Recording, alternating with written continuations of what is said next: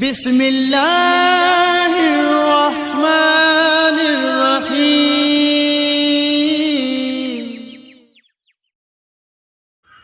حضرت خالد بن ولید نے عزا چڑیل کو کیسے قتل کیا؟ عرب جو اس قدر ذہین لوگ تھے، اس بے جان بت کی عبادت میں کیسے لگ گئے تھے؟ اس بت میں ایسا کیا تھا کہ ان کو پوجنے والوں کی تعداد میں اضافہ ہی ہوتا چلا جا رہا تھا؟ یہ بت عربوں کو ایسا کیا دکھاتے تھے کہ وہ اس کو پوجنے پر مجبور ہوتے تھے؟ کیا عزا نامی یہ بے جان دیوی صرف ایک پتھر تھی یا کوئی ماوراتی طاقت؟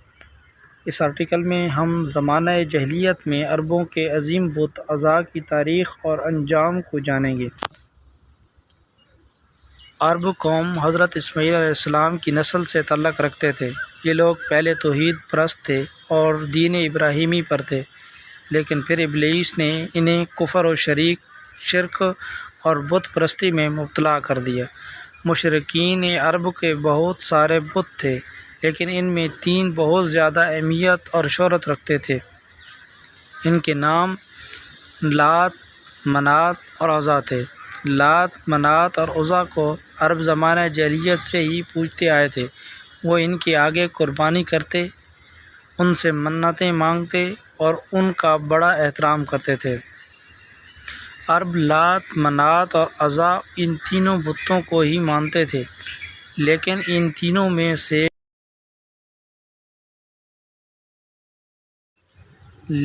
تینوں میں سب سے زیادہ بلند مقام عزا کو حاصل تھا۔ لفظ عزا عزت سے نکلا ہے، جس کے معنی سب سے زیادہ قابل عزت کے ہیں۔ مشہور عرب قبائل بنو قریش، بنو سلیم، بنو غطفان، بنو ثقیف، بنو کنانہ اور اوس و خزرج عزا دیوی کی پوجا کرتے تھے۔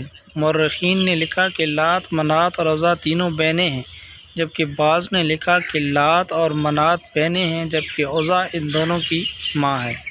مشرکین کے عقائد کے مطابق لات امن و خوشحالی، رحم اور انتقام کی دیوی تھی، جبکہ مسافر اپنا سفر شروع کرنے سے قبل لات سے اچھے موسم اور حفاظت کے لیے دعائیں کیا کرتے تھے۔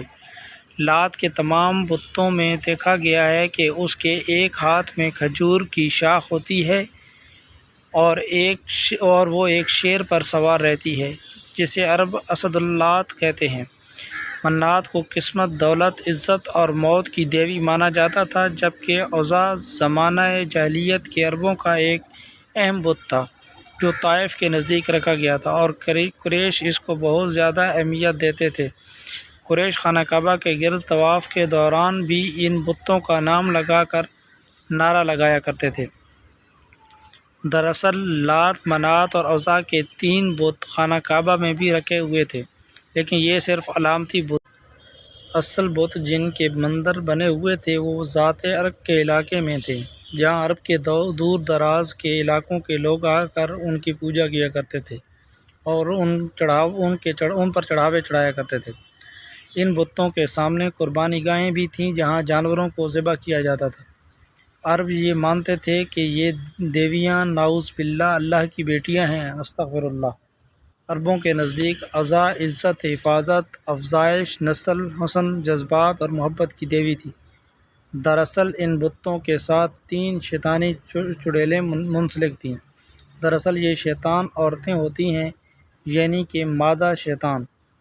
ان بتوں کی دیکھ بھال اور لوگوں کو ان کی عبادت کے طریقے سکھانے کے لیے مندروں میں پجاری ہوتے تھے، جو لوگوں کو گمراہ کرتے اور اس کے عوض بتوں پر چڑھاوے کی چیزوں کو خود سمیٹتے تھے۔ عزا کا یہ بت خراز نامی ایک بستی میں واقع تھا۔ یہ ایک شاندار مندر تھا۔ اس مندر میں دیویا نامی ایک پجاری عزا کی دیکھ بھال اور خدمت کرتا تھا۔ مندر کے سامنے تھوڑے فاصلے پر جھاؤں کے 3 درخت تھے۔ عربی میں اس درختوں کو کوسل کہتے ہیں۔ یہ ایک صحرائی درخت ہوتا ہے جو اجاڑ اور بنجر صحراؤں میں پیدا ہوتا ہے۔ جھاؤں کے اس درخت پر عزا کا بسیرا تھا۔ اس بارے میں کسی کو بھی علم نہیں تھا کہ عزا کی جس بت کی پوجا کی جاتی ہے وہ ایک شیطانی طاقت ہے جو اس درخت پر رہتی ہے۔ جب بھی لوگ اس پر چڑھاوے اور منتوں کے لیے آتے تو وہ چڑیل مندر کے بت میں داخل ہو کر بولتی اور شیطانی قوتوں سے لوگوں مسئلے بھی حل کر دیا کرتی۔ اس طرح اس کا آقا ابلیس اس کی کارکردگی پر خوش تھا۔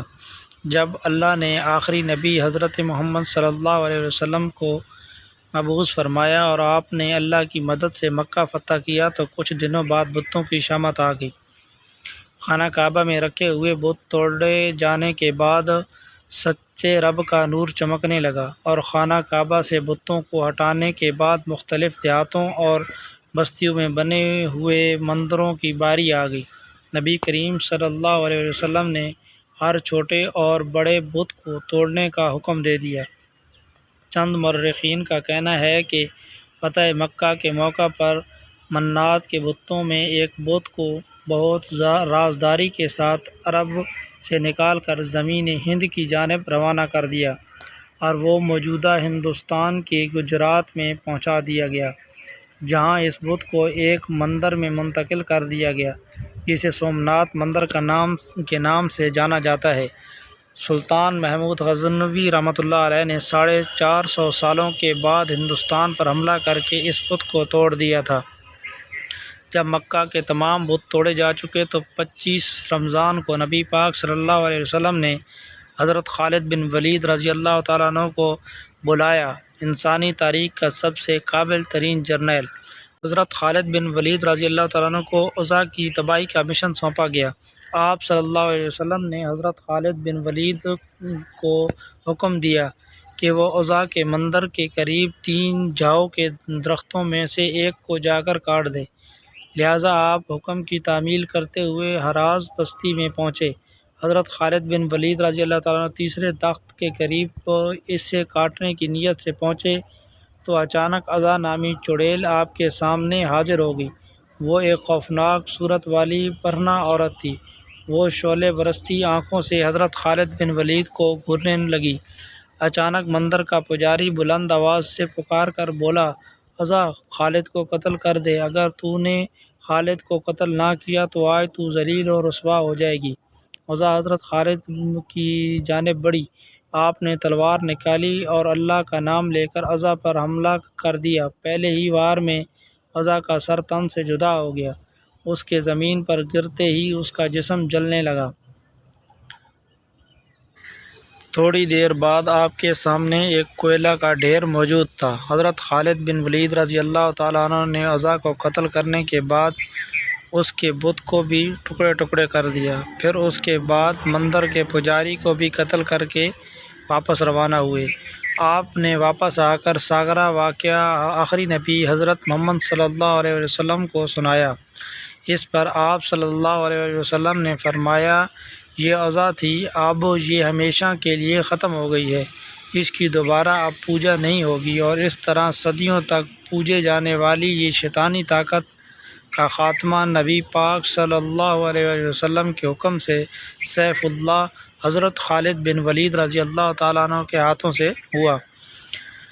دوستو، ہماری ویڈیو اچھی لگے تو سبسکرائب کریں، لائک کریں اور شیئر کریں۔